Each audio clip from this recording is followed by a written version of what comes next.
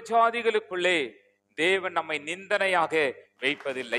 எந்த சூழ்நிலை இருந்தாலும் பாருங்க, ஆண்டவர் புறஜாதி முன்னால நம்ம மேன்மையா தான் வைப்பார். ஆமென். ஜாதிகளுக்குள்ளே நீ சிறந்திருப்பாய்.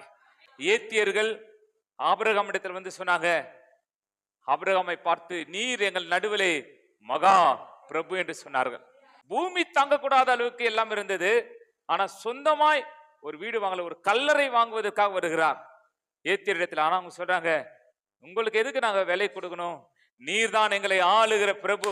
நான் சொல்றேன், கர்த்தரால் அபிஷேகம் பண்ணப்பட்ட பிள்ளைகள், கர்த்தரால் தெரிந்து கொள்ளப்பட்ட பிள்ளைகள் எங்கு சென்றாலும் ஆமா சிறப்பு தான் இருக்கு.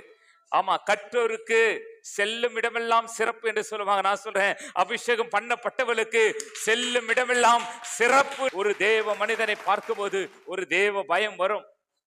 ஏனென்றால் அவர்கள் நடுவிலே நம்மை கீர்த்தியும் புகழ்ச்சியுமாய் வைத்திருக்கிறார். ஆமென்.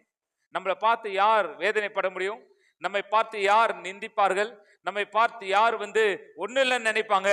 ஏனென்றால் நம்மை கர்த்தர் அப்படி வைக்கவில்லை. எல்லாவற்றையும் தந்து நம்மை ஆசீர்வதிக்கிற தேவனா இருக்கிறார். ஒன்றில் நாம் குறைவுள்ளவர்கள் அல்ல. சிங்க குட்டிகள் தாழ்ச்சடைந்து பட்டினியா கிடக்கும், கர்த்தரை தேடுகிறவர்களுக்கு ஒரு நன்மையும் குறைபடாது.